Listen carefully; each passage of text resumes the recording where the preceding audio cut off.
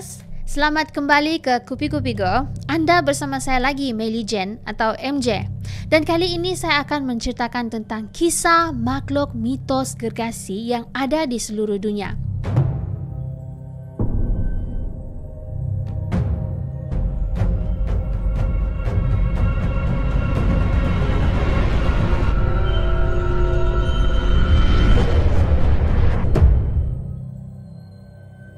Hrungnir, makhluk mitologi Norse.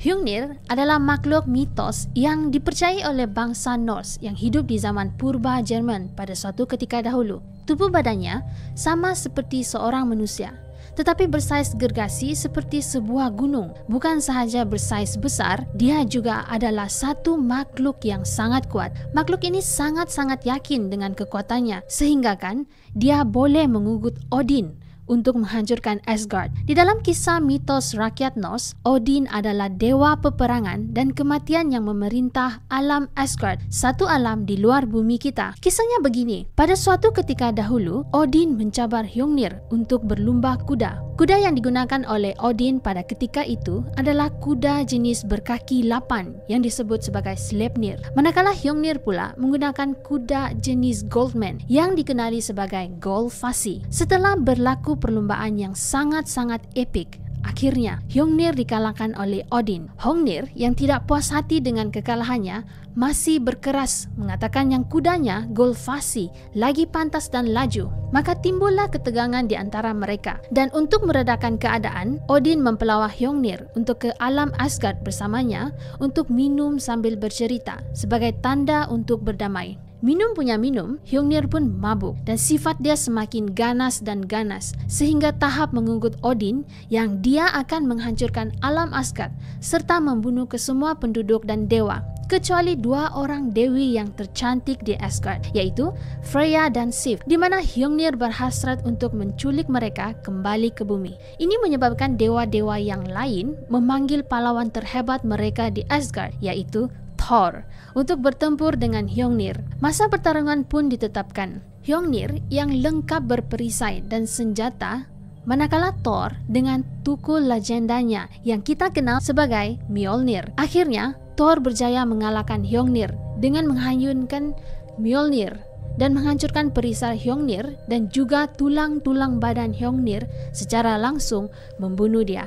Balor, makhluk mitologi Celtic. Balor adalah makhluk mitos gergasi bangsa Celtic, satu bangsa yang tinggal di zaman purba Eropa suatu ketika dahulu. Balor hanya mempunyai satu mata yang besar, seakan-akan makhluk Cyclops, dan dikatakan mampu memusnahkan apa-apa sahaja yang dilihatnya. Dia juga adalah pemimpin kepada Fomor, yaitu sekumpulan makhluk gaib, dan dikatakan adalah seorang pemimpin yang zalim. Mata Balor yang tinggal satu ini bermula sejak dia masih kecil. Dia mengintai secara diam-diam ayahnya yang sedang membuat campuran cecair ataupun potion yang dikatakan untuk memberikan kebijaksanaan dan pengetahuan. Setelah itu, dia melihat dengan dekat campuran cecair ramuan misteri di mana asap dari cecair tersebut terkena mata Balor.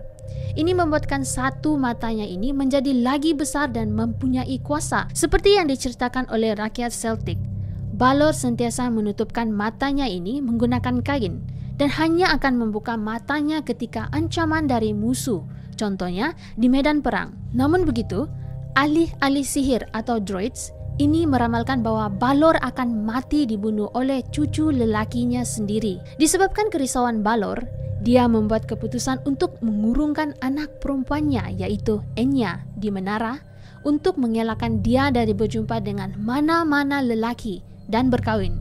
Sekitar waktu Enya dikurung, Balor mencuri seekor lembu ajaib yang dikenali sebagai Glass Goblin yang akan menghasilkan susu yang banyak tanpa henti. Lembu ajaib ini adalah milik seorang lelaki yang dikenali sebagai Tian, dan untuk membalas dendam, Tian menyelinap masuk ke menara tempat Enya dikurung dengan bantuan salah seorang ahli sihir Balor dan kemudian menggoda Enya. Akhirnya mereka mempunyai 3 orang anak. Tragis, bila Balor tahu, dia segera mengarahkan orang suruhannya untuk melemaskan ketiga-tiga anak Enya. Salah seorang daripada mereka, yaitu Luke, terselamat.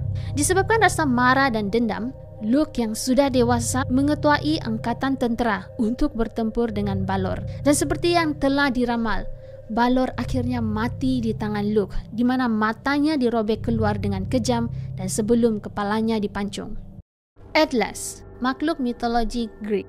Atlas merupakan salah satu Titan dan makhluk mitos gergasi. Bayangkan saiznya sangat besar sehingga kan dia mampu untuk menahan tiang langit dari jatuh ke bumi. Ketika berlakunya perang besar dewa yang dikenali sebagai Titanomachy, Atlas yang memimpin angkatan Titan berperang dengan Zeus, yaitu dewa langit yang mengetuai dewa-dewa yang lain. Pertempuran epik ini berakhir dengan kekalahan Atlas dan bala tentera Titan. Sebagai hukuman, Atlas dihukum untuk memegang beban tiang langit secara berterusan tanpa rehat sekalipun. Setelah menampung beban langit pada beberapa tahun, Zeus didatangi oleh seorang wira Greek, yaitu Hercules, yang ketika itu sedang mencari buah apel emas, Hesperides.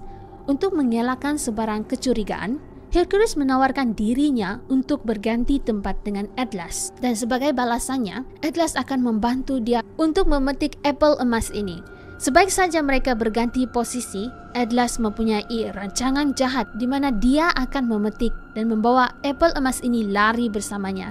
Tetapi Hercules dapat tahu niat Atlas. Dia kemudian meminta Atlas untuk memegang lagi tiangan langit tersebut, kononnya sementara dia mencari posisi yang selesa supaya dapat menahan langit ini lebih lama.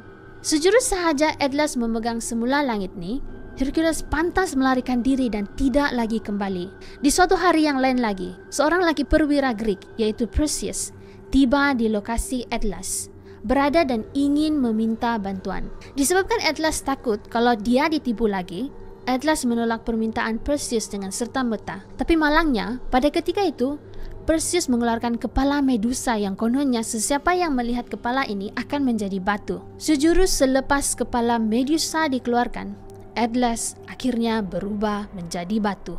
Makhluk mitos terakhir kita hari ini adalah Oni, makhluk mitos Jepun. Oni adalah sejenis makhluk gergasi mitos dari kisah rakyat di negara Jepun, di mana ia mempunyai rupa yang menakutkan persis iblis dan adalah raksasa gergasi yang biasanya berwarna merah, biru atau hijau dengan hanya 3 jari di kaki dan tangan dan mempunyai 1 atau lebih tanduk di kepalanya. Pada awalnya, perkataan Oni ini merujuk kepada segala makhluk dan roh semangat yang bermaksud untuk menyembunyikan. Menurut kisah rakyat di Jepun, Oni terjelma dari manusia yang amat kejam ketika waktu hidupnya dan berubah menjadi raksasa gergasi ketika di neraka. Semenjak itu, Oni-Oni ini menjadi hamba kepada penguasa besar neraka yang mereka sebut sebagai Great Lord Enma dan akan melakukan tugas-tugas penyiksaan di neraka yang mengerikan seperti menyiat kulit,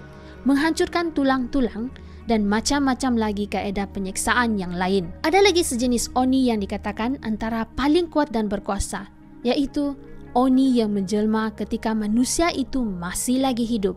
Kes seperti ini dipercayai hanya akan berlaku apabila segala perbuatan kejam seseorang manusia ini tidak terhitung sehingga jiwanya tidak mampu lagi ditebus di akhirat. Oni yang di dunia ini jauh lebih ganas dan sering membawa bala kepada manusia seperti bencana, kemalangan, jangkitan penyakit sehingga akan membuat hidup mereka jadi terancam. Untuk mengusir makhluk Oni, satu perayaan tradisi di Jepun yaitu Pesta Setsubun akan diadakan pada setiap tahun yang pada bulan Februari. Dalam perayaan ini, ritual penyucian ataupun ritual yang biasa kita dengar, ritual buang sial, akan diadakan untuk menghalau segala roh-roh jahat, termasuklah Oni.